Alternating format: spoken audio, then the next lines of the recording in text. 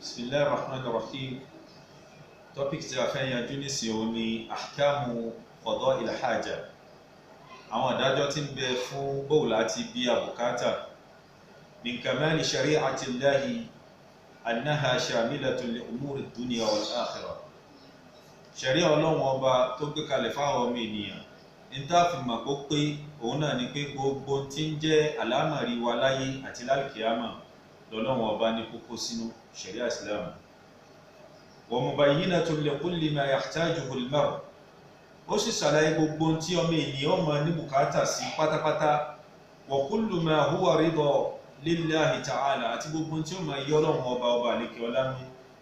Famin kamaliha, bá ti mọ̀ pé wa mahasiniha, tá sì mọ̀ pé ó rẹwà, òun ni pé àwọn al-ahkam al-mashru'iyya, àwọn òfin ìdájọ́ tọ́lọ́run ọba ṣe lófin níbi bóòlù àti bí àbùkátà. Bùkátà tí ń wí kìí ṣe pé mo fẹ́ kọ́lé ìrànlẹ̀ o, bùkátà mo fẹ́ bí a pé ń ṣe bẹ̀rẹ̀, mo fẹ́ tọ̀,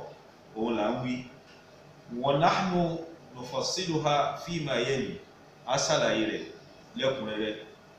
Awwalan, alákọ̀ọ́kọ́ ma yustahabbu, kí ni ta nífẹ̀ẹ́ sí ká máa ṣe tí sharia Islam nífẹ̀ẹ́ sí pé tẹ́ bá ṣe ó dáa nígbà tẹ́ bá fẹ́ bí àbùkátà ẹ̀tọ́ ní àbẹ́sẹ̀ bẹ̀rẹ̀. Al-ibti'adu 'ani n-nas, èèyàn máa ń jìnà síbi táwọn èèyàn wà ní. Èyí fẹ́ tọ̀ nísìn kó wá bọ́ sáàrin àwọn èèyàn, kó wá bọ́ sókòtò, kò bá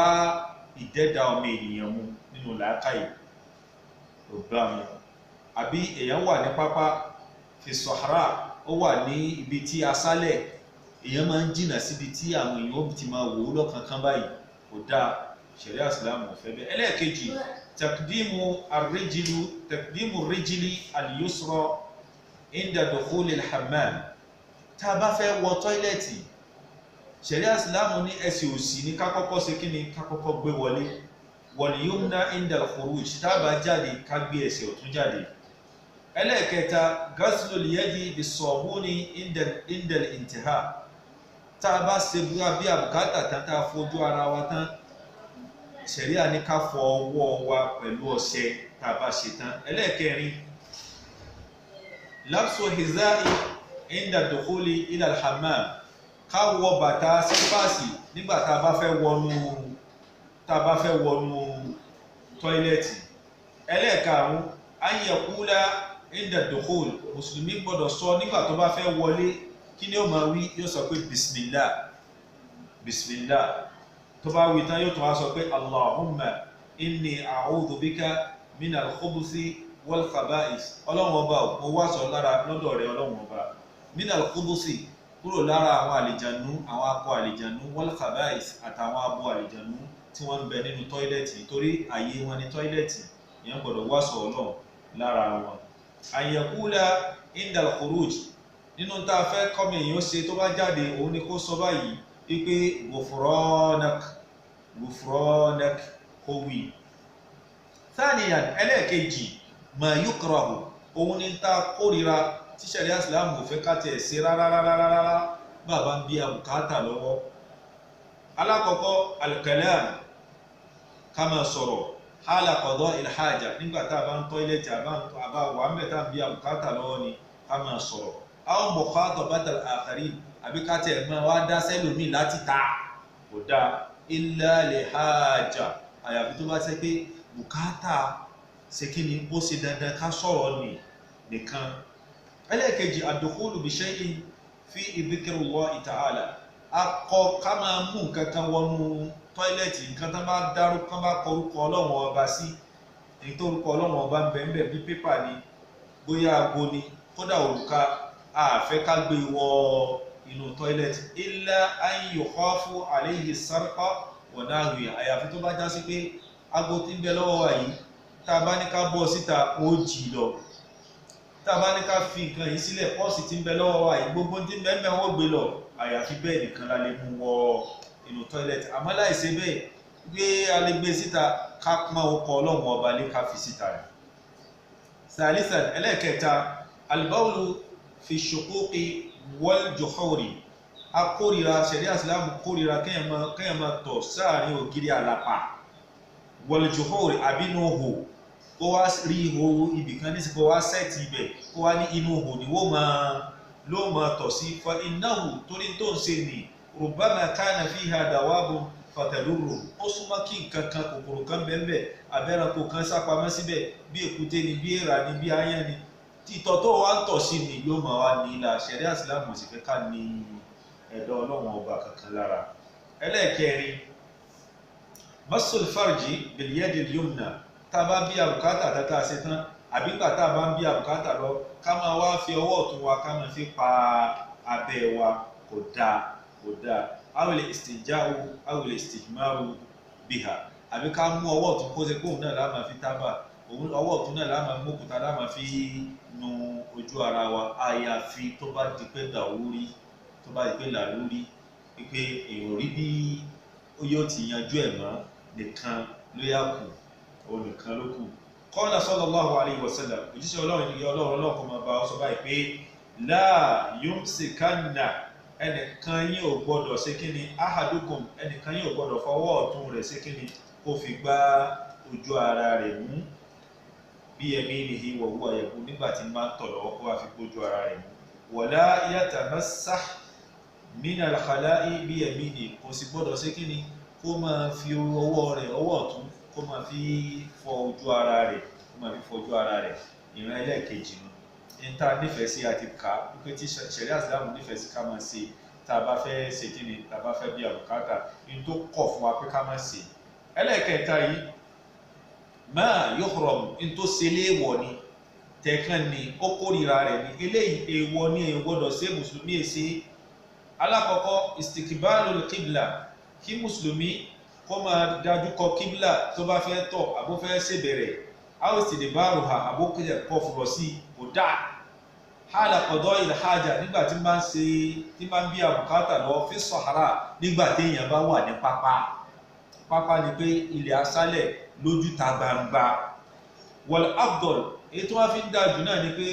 tarku dhalika hatta fil bunyan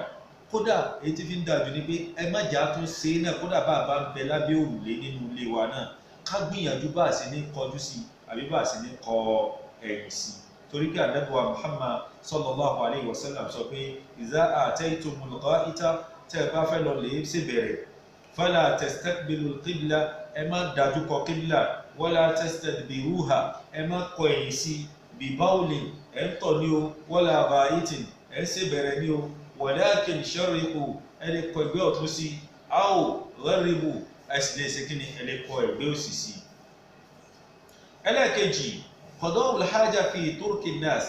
èèwọ̀ ni ṣẹ̀ríà ìsìlámù ní àgbọ̀dọ̀ máa ṣe bẹ̀rẹ̀ àbí máa tọ̀ sí ojú ọ̀nà táwọn èèyàn ń gbà lọ bàbọ̀ wa dhillihim àbíbi tí wọ́n ń jòkó sí ṣe fàájì lábẹ́ bòógì wa amakin ijtima'ihim àbíbi tí wọ́n ń pè sí bí assembly wọn wa julusihim ibi tí wọ́n ń jòkó sí gbogbo gbà ṣẹ̀ríà ìsìlámù ní èèwọ̀ ni mùsùlùmí ò gbọdọ̀ dán o. wal hada'ikil